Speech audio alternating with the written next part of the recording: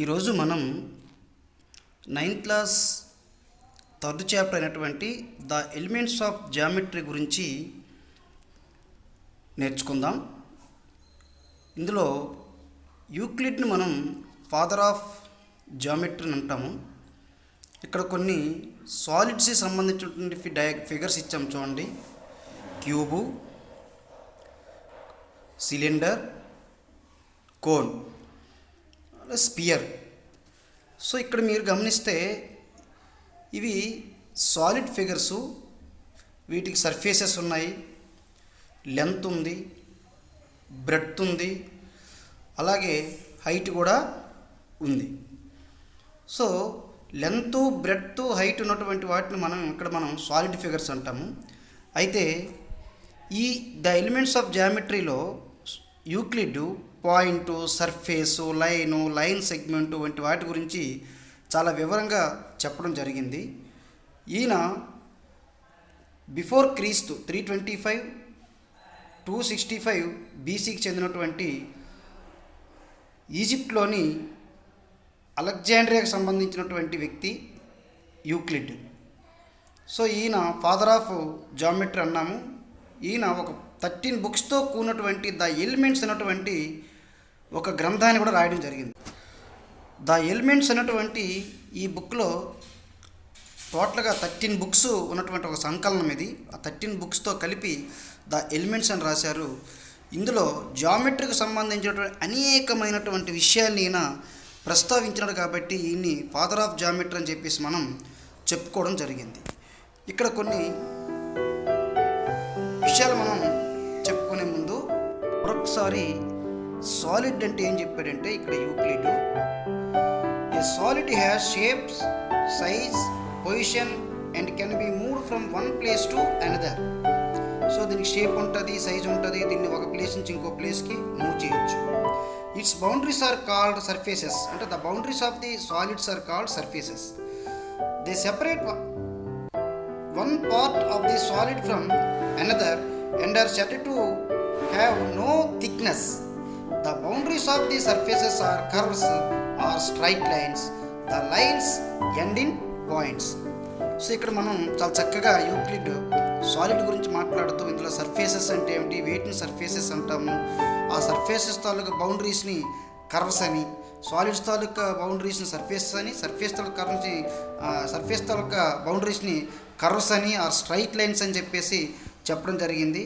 మరి ఇక్కడ లైన్స్ అనేవి ఒక పాయింట్స్తో ఎండ్ అవుతాయని చెప్పేసి చెప్పడం జరిగింది. ఈ విధంగా మనకి యూక్లిడ్ ద ఎలిమెంట్స్ ఆఫ్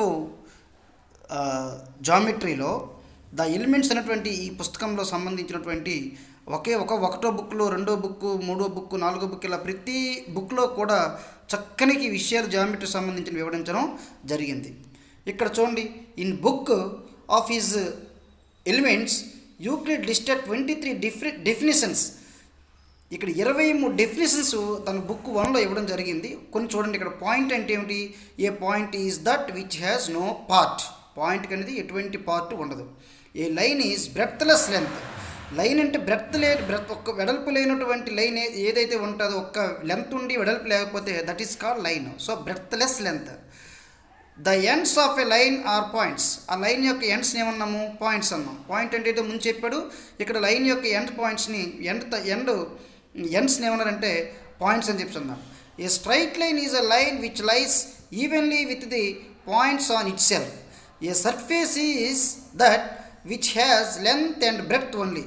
ఇక్కడ లెంత్, బ్రెడ్త్ రెండు ఉంటే సర్ఫేస్ అవుతుంది. ఓన్లీ లెంత్ ఉంటే లైను, లెంత్, బ్రెడ్త్ రెండు ఉంటే సర్ఫేస్ అవుతుంది. The edges of surfaces lines. ఇంత ముందే చెప్పాం మనం. ఆ సర్ఫేస్ తాలూకు ఎడ్జెస్ని ఏమన్నా లైన్స్ కానీ కర్వ్స్ కానీ అన్నాం.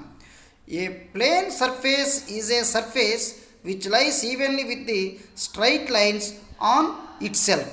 ఈ విధంగా ప్లేన్ సర్ఫేస్ అంటే ఏంటి, సర్ఫేస్ అంటే ఏమిటి, స్ట్రైట్ లైన్ అంటే ఏమిటి, ఒక లైన్ అంటే ఏంటి, పాయింట్ అంటే ఏంటి, అసలు జామెట్రీనే మనం పాయింట్ నుంచి స్టార్ట్ చేస్తాం. ఇవన్నీ కూడా చక్కగా డెఫినేషన్స్ ఇవ్వడం జరిగింది. తన 13 బుక్స్ అయినటువంటి సంకలనమైనటువంటి ద ఎలిమెంట్స్లో ఆ బుక్ 1లో ఈ విధంగా point, line, straight line, surface, అలాగే ప్లేన్ సర్ఫేస్ అంటే ఏమిటి, ఇవన్నీ కూడా చక్కగా వివరించడం జరిగింది. ఇప్పుడు చూడండి, యాక్సామ్స్ అంటే ఏమిటో చూద్దాం. Axioms axioms are statements which are self evident or assumed to be true within context of a particular mathematical system. అంటే యాక్సామ్స్ అనేవి సెల్ఫ్ ఎవిడెంట్, వీటికి మనకి there is no need of proof. మనకి ఇక్కడ ప్రూఫ్ అవసరం లేదు, దీన్ని మనం ప్రూఫ్ చేయని అవసరం లేదు. The axioms are foundation stones on which the structure of geometry is developed. So ఇక్కడ ఎగ్జామ్స్ లేకపోతే జామెట్రీ అనేది డెవలప్ అవ్వకపోయి ఉండేది. ఎందుకంటే మనం కొన్ని అజంప్షన్స్ అవసరము, వాటికి ప్రూఫ్ లేనటువంటి వాటి కొన్ని మనం సులభంగా మాట్లాడతాం కాబట్టి జామెట్రీకి ఎగ్జామ్స్ అనేవి ఒక ఫౌండేషన్ స్టోన్స్ లాంటివి అనమాట. ఒక పునాది రాయి, ఒక పునాది జామెట్రీకి ఇది ఒక పునాది లాంటిది exams.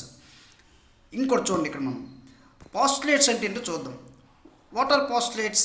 The term postulates was used for the assumptions made in geometry. Yes, జామెట్రీలో కొన్ని అజంప్షన్స్ మనం చేయడానికి మనకి అవకాశం ఉంది కాబట్టి ఆ అజంప్షన్స్ అనేవి మనం పాస్టులేట్స్ అంటాము. ఇక్కడ అజంప్షన్స్ అంటే ఒక ఊహించి కొన్ని చెప్పగలం. మనం కొన్ని ఊహించి, అంటే వాటికి కూడా నిరూపణ అవసరం లేనప్పటికీ కూడా ఊహించి కొన్ని చెప్పగలము. కొన్ని మనం వాటిని నిరూపించడానికి కూడా అవకాశం ఉంటుంది. నిరూపించగలిగితే వాటిని మనం థియరమ్స్ అంటాం. తర్వాత నెక్స్ట్ క్లాస్లో వస్తాయి మీకు. సో ఈ ఊహించి చెప్పిన వాటిని మనం పాస్టులేట్స్ అని అంటాము. ఇక్కడ మనకి కొన్ని ఎగ్జామ్స్ అనేవి ఇక్కడ ఇవ్వడం జరిగింది చూడండి. Things which are equal to same things are equal to one another. అంటే సమానంగా ఉన్న వస్తువులు ఒకదానికొకటి సమానం. ఉదాహరణకు బిస్కెట్ ప్యాకెట్ ఉన్నటువంటి బిస్కెట్లన్నీ సమానంగా ఉంటాయి. అంటే సమానమైనటువంటి వస్తువులు సమానంగానే ఉంటాయని చెప్పాడు. దీనికి ఏం ప్రూఫ్ అవసరం లేదు. అలాగే చూడండి, if equals are added to equals the whole are equal. అంటే ఇక్కడ ఏమర్థమవుతుంది మనకి? For example 3 is equal to 3. ఇంకొక ఈక్వల్ అయినటువంటి ఇంకో నెంబర్ కలిపామనుకోండి, 2 ఇరువైపులా కలిపామనుకోండి, 5 ఈజ్ ఈక్వల్ టు 5, అప్పుడు కూడా ఈక్వల్ అవుతుంది. ఈ విధంగా మనం చాలా సింపుల్గా మనం మాట్లాడుకోవచ్చు. వీటికి ఎటువంటి ప్రూఫ్స్ అవసరం లేదు. If equals are subtracted from equals the remainders are also equal. ఇది అంతే, కలిపిన సమానం అవుతుంది, తీసివేసిన సమానంగా అవుతుంది. ఈ విధంగా మీరు ఇక్కడ టెక్స్ట్ బుక్లో ఉన్నటువంటి ఈ ఎగ్జామ్స్ కొంచెం చదవండి మీరు. అవన్నీ కూడా సెల్ఫ్ ఎవిడెంట్ ఎగ్జామ్స్ అనమాట. అవన్నీ కూడా ఇక్కడ కొన్ని పాస్టులేట్స్ ఇచ్చారు చూడండి. యూక్లిడ్స్ పాస్టులేట్స్ ఆర్, అంటే ఇక్కడ యూక్లిడ్ ఫస్ట్ 5 పాస్టులేట్స్ అని చెప్పేసి మనకి ఈ థర్డ్ చాప్టర్లో ఇవ్వడం జరిగింది. ఆ ఇంపార్టెంట్ 5 పాస్టులేట్స్కి ప్రూఫ్స్ కూడా ఎలా వచ్చాయి ఏంటని చెప్పేసి దాని చాలా వివరణ కూడా ఉంది, ఒకసారి మీరు చూడండి. So postulate 1, to draw a straight line from any point to any point. ఒక పాయింట్ నుంచి ఒక పాయింట్కి మనం ఒక లైన్ మాత్రమే గీయగలం. 2 పాయింట్లు కలిపి ఎన్ని లైన్లు గీయగలము? ఒకే లైన్ గీయగలము. ఇది అజంప్షన్, ఇది రైట్ కూడా, ఇంకేం దానికి మనకేం మాట్లాడక్కర్లేదు. A terminated line can be produced infinitely. ఒక లైన్ని ఎంతవరకైనా మనం పొడిగించవచ్చు. To describe a circle with in centre and radius. ఒక వ్యాసార్థము, ఒక సెంటర్ ఉంటే మనం ఒక సర్కిల్ మనం గీయవచ్చు. అలాగే the tall right angles equal to one another. అన్ని రైట్ యాంగిల్స్ ఈక్వల్. మనం 90 డిగ్రీస్ని రైట్ యాంగిల్స్ అంటాము. సో మీరు ఎక్కడ రైట్ యాంగిల్ ఉన్నా ఆ రైట్ యాంగిల్ అనేది ఎక్కడ కూడా 90 డిగ్రీసే ఉంటుంది. అది చిన్న రైట్ యాంగిల్, పెద్ద రైట్ యాంగిల్ అని మనకు కాదు, 90 డిగ్రీస్ అంతే. All right angles are equal to one another. So the last postulate, ఇక్కడ ఈ 5 లాస్ట్ చూడండి.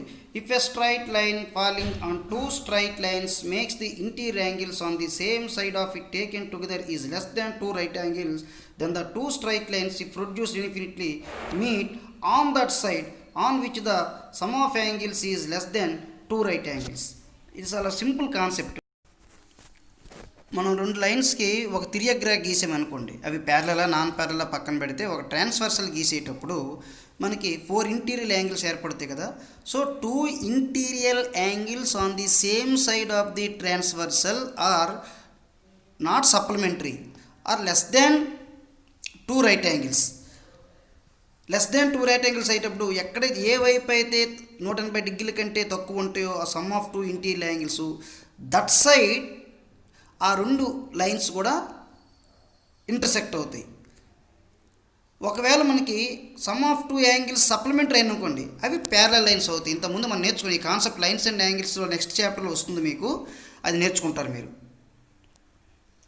ఈ విధంగా మనం యూక్లిడ్ ఎగ్జామ్స్, యూక్లిడ్ పాస్లేట్స్ నేర్చుకున్న తర్వాత మన నెక్స్ట్ వచ్చే థియరమ్స్, ఇవన్నీ Pythagoras theorem, basic proportionality theorem, ఇవన్నీ కూడా మనం వాటిని చక్కగా ప్రూఫ్ చేయడం జరుగుతుంది నెక్స్ట్ క్లాసెస్లో. కాబట్టి ఈ విధంగా మీరు ఒక్కసారి ఈ ద ఎలిమెంట్స్ ఆఫ్ జామెట్రీని ఈ థర్డ్ చాప్టర్ని మీరు మామూలుగా మీరు ఇంటి దగ్గర చదివితే సరిపోతుంది, చక్కగా చదవండి.